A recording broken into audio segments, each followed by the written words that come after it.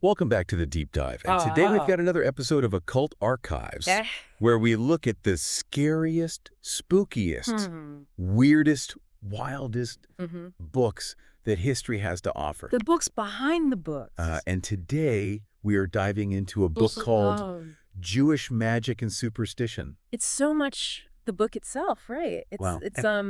It's kind of the topic that this book digs into. It's an exploration into the kind of the secret beliefs of Ashkenazi Jews during the medieval period. Right, and this is written by Joshua Trachtenberg. Joshua Trachtenberg.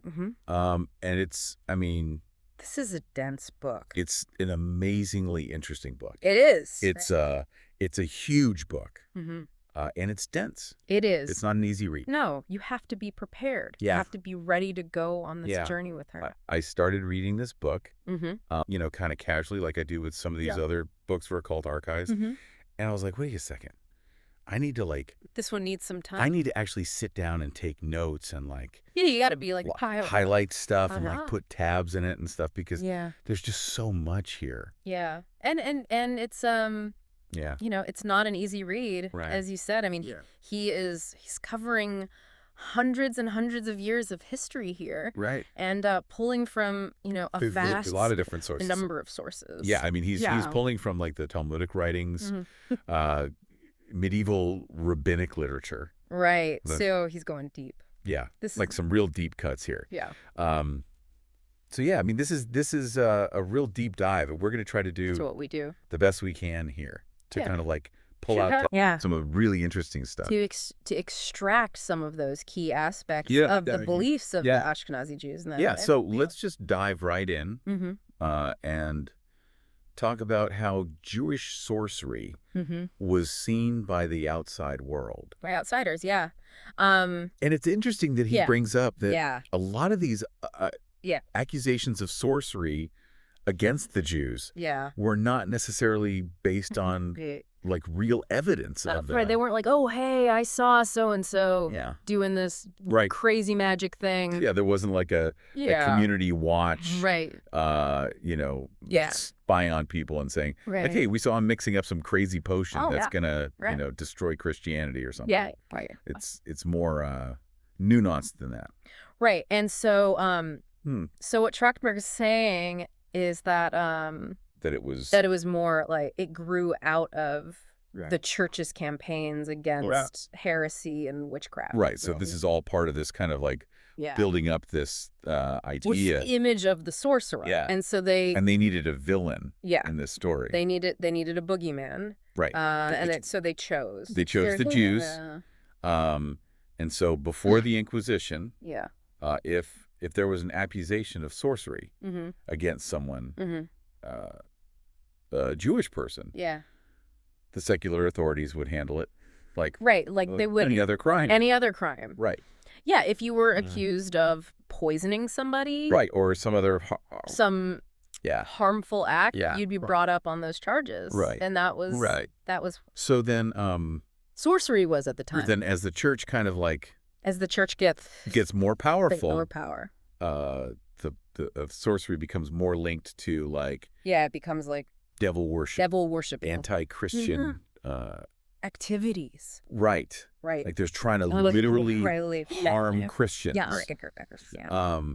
And so the stereotypes that emerge from the Inquisition are pretty horrific. I mean, they're talking about like the adoration of Satan.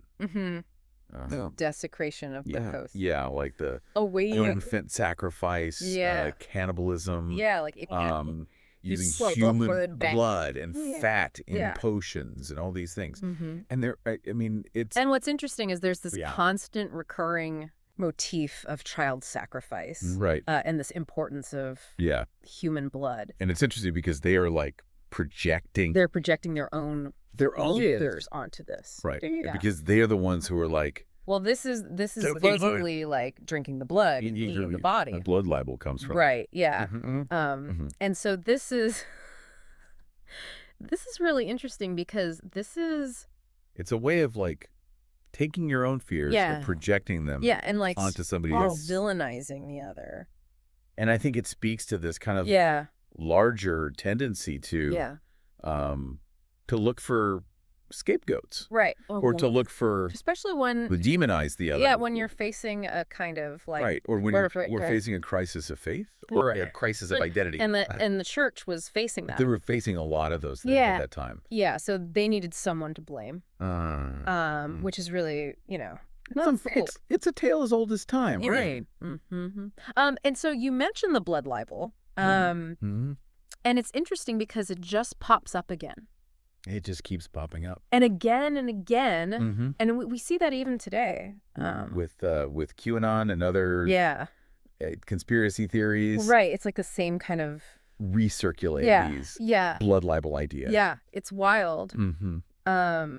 It's interesting, too, that he brings up Gilles de Rais. Oh, right. Who's Joan of Arc's associate. Right. Who in 1440 was accused of these monstrous acts. Right. And it's the same involving children. Kind of thing. Right. Supposedly for magical there's a things that he was doing. Yeah, for magical purposes. Yeah. And so it seems like these accusations against the Jews kind of tap into this. Well, it taps into this larger societal anxiety. Like that people were just generally freaked out about this stuff. About magic and about anything that kind of went against the norm. Yeah, and the church was... And then church was happy to, like, exploit that fear. It's kind of like the satanic panic of... Yeah, kind of like a proto-satanic panic. And so one of the examples that Trachtenberg brings up is that... this idea that the Jews would wash their hands after visiting a cemetery. Right. And this was somehow seen as like... Right. So this is a custom. Rooted in ritual purity. Right. But somehow this gets... It gets twisted into something sinister. Yeah, like they're washing the blood off their hands or something. Yeah. Right, exactly. Right. Like they're doing some nefarious... some crazy... Lead in the cemetery ritual. And this leads to violence against the Jews. Yeah. So it's interesting that... And there were other things too, right? Yeah, there were other things. Like binding the head. Like binding the head and overturning the bed. Right. So these were like Jewish customs. Jewish customs, that got suspended because they were afraid of Gentile suspicion. Right. Like someone's going to see us doing this and be like, what the heck are they up to? It's interesting because, like, even though this pressure is coming from the outside, these rabbis were reluctant to give up these traditions, right? Because these were important traditions, important to them, right? It's kind of like a testament to how important tradition, how strong tradition is to a culture, and how tradition can be like a really comforting thing. Yeah, a comforting thing in times of turmoil and stress.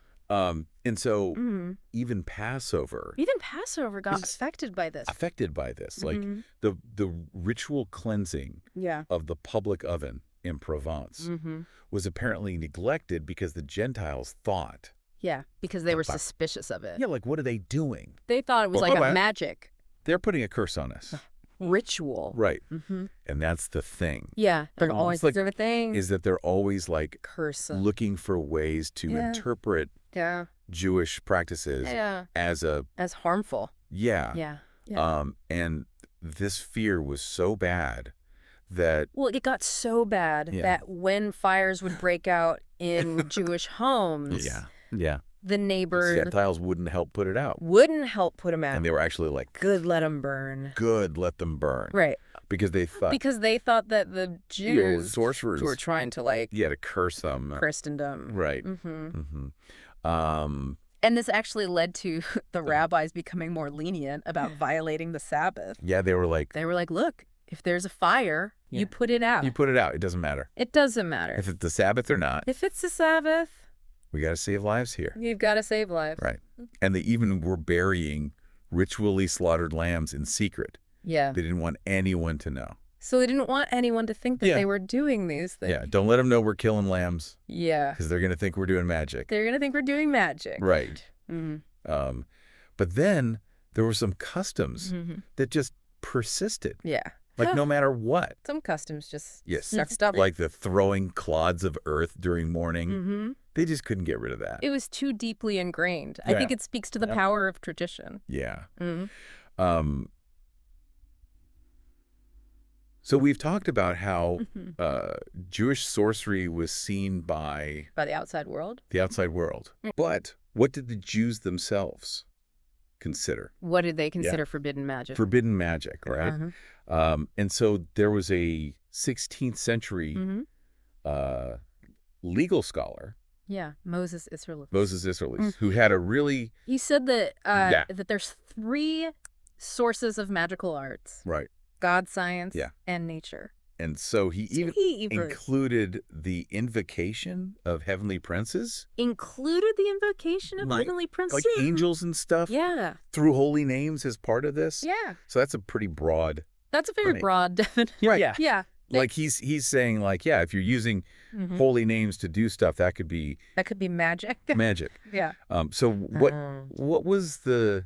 What was the line that they drew between acceptable and forbidden practices? So it seems like the popular attitude was just like cautious skepticism. There's this great anecdote in Sefer Esidim. Okay. And for people listening, Sefer Esidim is an ethical text from this period. Right. So this is about a professor who's walking along and he sees a black cat. Yeah. And he's like... And he like jumps out of the way. Oh, I don't believe in this. Right. He said, I'm not going to take any chances. There's no harm in being careful, which is totally like what people do today. It's totally a human thing. It's, you know, like, knock on wood. Yeah. It's like, you know, don't want to step on a crack. Right. You know?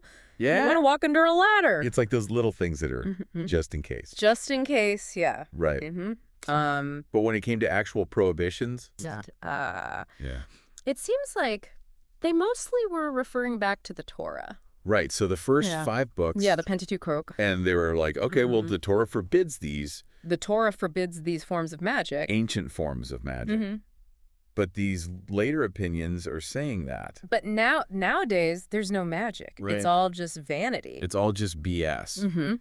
Right. Yeah. But that didn't mean that the world... So are they saying that magic doesn't exist, or they're just saying that... Well, I think they're hedging. Yeah. I think they're saying, like, look, we don't want to endorse this, but we also don't want to say it doesn't exist. Because what if it does? Because what if it does? Right. We don't want to piss anybody off. Yeah, and there's that element of the unknown. We don't want to tempt fate. Right, and so... but their world was those supernaturals, right? I mean, this brings us to that whole world of middle world. Middle world, yeah. The place between like heaven and earth, the physical and the spiritual. Yeah, right. And it's full of demons and angels. Right. Yeah, and this is foundational to their magical beliefs. So the common terms that they use for magic are Hashbot Malachim. Hashbot Malachim. Which is the invocation of... That's just calling on the angels. Yeah. And then Hashbot Shadim. Hashbot Shadim. Which is the conjuration of demons. Demons. So you've got these 2 sides of the same coin. Right. You've got... angels as the heavenly counterpart to earthly phenomena. Yeah. And as direct servants of God. Right. And then you've got... And so that makes sense to me. You know, like...